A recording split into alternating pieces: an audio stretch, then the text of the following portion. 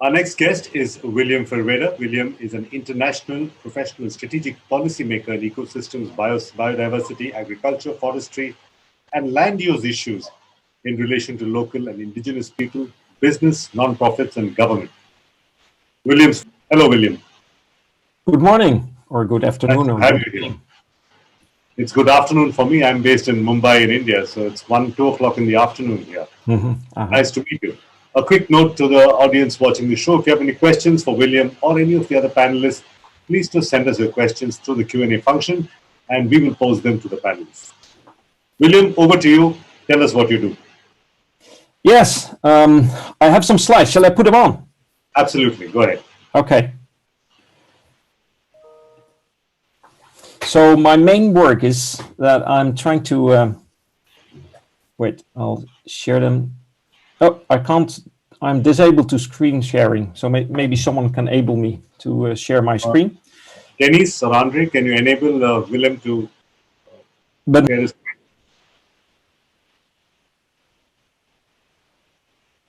We'll just be back in a second. I think we're just sorting out some technical issues. It's a model that is restoring landscape at a large scale.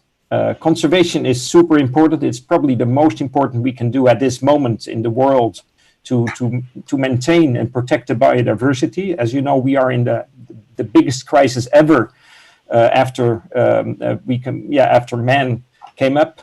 And that is the biodiversity crisis. It's the climate crisis is just a part of the larger crisis, which is the biodiversity or ecosystem crisis. And that is all about our well-being and food production and whatever you name it. So our economy basically is driving ecosystem degradation and biodiversity loss over the last decades and over the last 200 years, but especially over the last decades. The whole economy was fueling biodiversity extinction. The beauty is that we can do something about it, and maybe we can even do much more about it than the climate crisis. We can restore those ecosystems. We can restore biodiversity in a very fast way. But you need to understand what the systemic approach of it is, because there are living a lot of people within those landscapes. So what I did is 7-8 years ago, when I left my former job as IUCN director in the Netherlands, I visited farmers and investors worldwide in many places, including your place in India, your country, and interviewed farmers and investors, and basically asked them two questions. What is your biggest frustration and what is your hope? What is your dream? And the farmers said, my biggest frustration is that people are leaving the countryside, and that the countryside becomes depleted due to all these impacts from externals. And for investors, the biggest frustration was that they couldn't find pipeline. There was no pipeline. There was a lot of pipeline in doing things less bad, but there's no pipeline in doing things good from a sustainability and biodiversity perspective. And that's when I realized that the whole economic model at landscapes is maximization of return on investment per hectare. And this leads always to degradation, deforestation, biodiversity loss, pollution, you name it, all those nasty things, the burning of the Amazon forest or the Siberia forest or whatever. And I thought, let's turn that into a new model that is practical, systemic, and workable. And there are actually 4 losses that you can find within a landscape. The first loss is the loss of biodiversity. The second loss is the loss of economic activity. The third loss is, of course, a loss of financial income, because when you move jobs, finance will be lost. But I realized that the most important loss in the rural countryside was a loss of hope. People left the place. People lost their pride. So I turned that into a model of 4 returns. Each landscape, if you want to restore a landscape, you need to return inspiration. You need to return economic activity, jobs. You need to return biodiversity, and that will give a return of sustainable finance. And those 4 returns can only work if you divide that within a landscape scale. So I moved to the landscape and said, okay, each landscape should be divided into a 3-zone approach: a natural zone, a protected area zone, and of course a city or let's say an economic zone where you have economic activities. But the in-between zone should be a combined zone of increasing biodiversity and increasing productivity. And within the 3-zone approach, everything should fit within that 3-zone approach or landscape approach during a minimum time frame of 20 years. So investors, farmers, conservationists should think and act, as well as governments, in a time frame of at least 20 years, but preferably longer, because ecology will not work for you if you don't have a good time frame. And that model of 4 returns delivered by a 3-zone approach at landscape level during a minimum time frame of 20 years, I wrote it down, published it, peer-reviewed it at university level, etc., etc., etc., and started doing it in several countries. And now we're working in 8 countries, in Spain, in areas larger than 100,000 hectares, quite often larger than 500,000 hectares. In Spain, we work in 1 million hectares area. In Australia, 300,000 hectares. In South Africa, 500,000 hectares. And we just recently also started in Kenya, in Zambia, in India, in Haiti, Germany. So in many places, we are rolling out this new way of landscape restoration. And so far, it's working. The people understand it, farmers understand it. So it's all about, do stakeholders get this? And yes, they get it. After 7 years, we now can say, yes, they get it.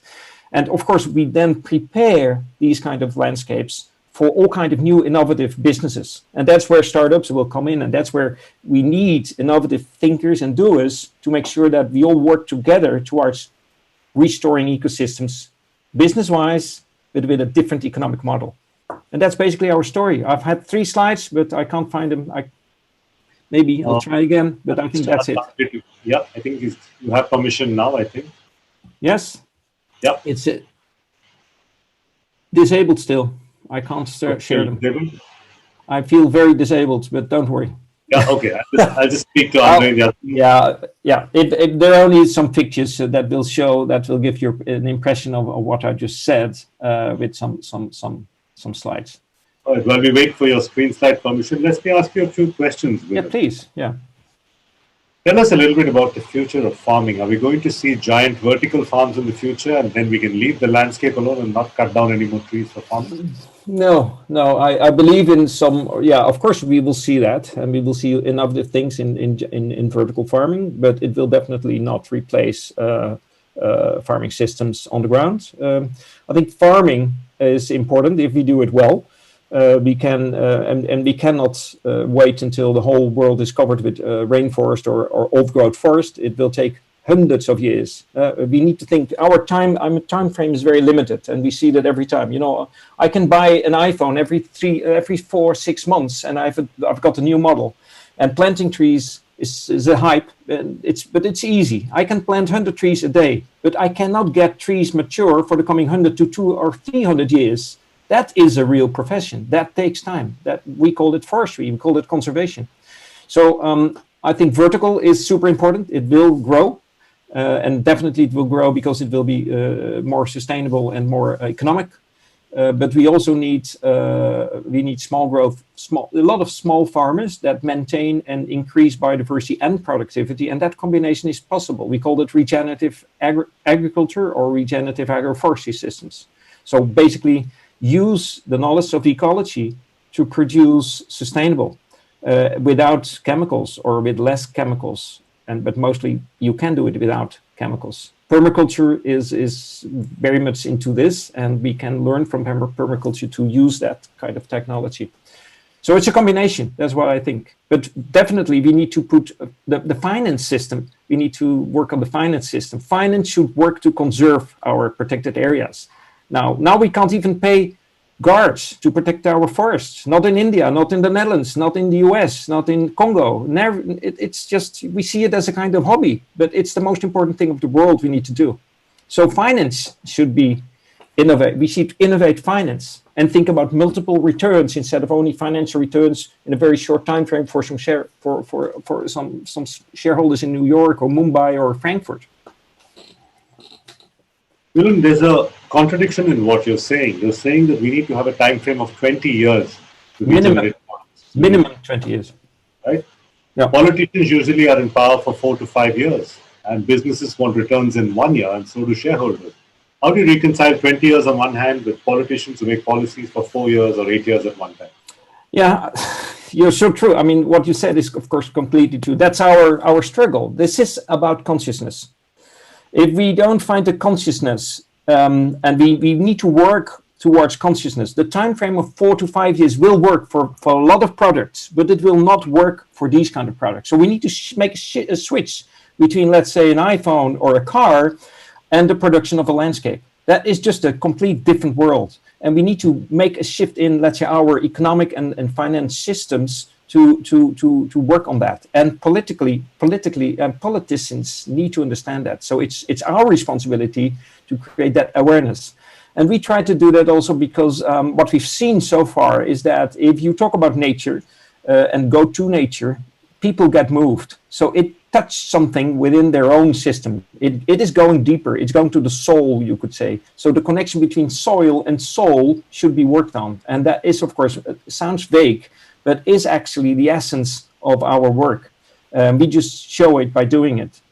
But it's true. Yeah, we are not, our whole silo system is based on fastness, effectiveness, efficiency, and efficiency in nature is something else than efficiency in industrial processes. And the kind of farming that you're talking about, does it apply to, for instance, the huge mechanized farms in America, or the small landholdings, say 1 hectare, 2 hectares, even smaller than that in Africa and India? Yeah. How does it apply to both ends of the spectrum of farming? Yes, we see the same thing in Australia, of course. Australia, United States, you have those huge farms. I very much believe in smallholders, but smallholders need to work together or based on a landscape vision. So basically what they need to work on is that they should not see themselves only as a farmer. They also are landscape builders or landscape caretakers. And they need to be honored, and they need to get their funding also from that perspective. And I very much believe in the carbon world, or carbon pricing, that can help in this from this perspective. If we can combine ecological science and carbon pricing, I think we can help those smallholders to get a better earning and to take care of water, carbon, biodiversity, and production. And that is, I think, the combination where we need to go to, that we need to look into. All right. So, Willem, do you remain an optimist or a pessimist about the future? Oh, this is that's a tricky question. Thanks for asking. If I look to what happens, science, and I'm pretty aware of all the things that are going on, I might tend to be a pessimist. But because I know I'm a trained tropical ecologist, so from an ecological perspective, I know how flexible or how persuasive nature is. Nature can solve these things, but we need to work with nature. So it's something in our brain, between our ears, that we need to switch on, that we can work with nature, and nature is not anymore an enemy that it might have been 2,000-3,000 years ago. We are able to turn this switch in our head on and make sure that we can create this beautiful earth in a better condition. So I'm optimistic with the next generation. I'm pessimistic with, let's say, the older generation that was there only, that had this mentality of maximization of return on investment per hectare. I think we need to switch to a maximization of 4 returns per hectare economic model, and then I'm super optimistic, actually. Never in my age, I'm now turning 6. I'm getting pretty old, of course, like we all do. But when I started studying ecology, no one from the business world or the finance world asked me any question. They thought actually that ecologists were crazy people. But now ecology is entering mainstream, and that really makes me optimistic. Okay, that's a good answer. You're both optimistic and pessimistic at the same time. My last question to you, Willem. You said the restoration of hope or inspiration is the first step to restoring a landscape. How do you restore hope and inspiration? Yes, it's definitely the first step, because in all those landscapes, people are living there. So we need to bring people together. So what we do, we bring them together.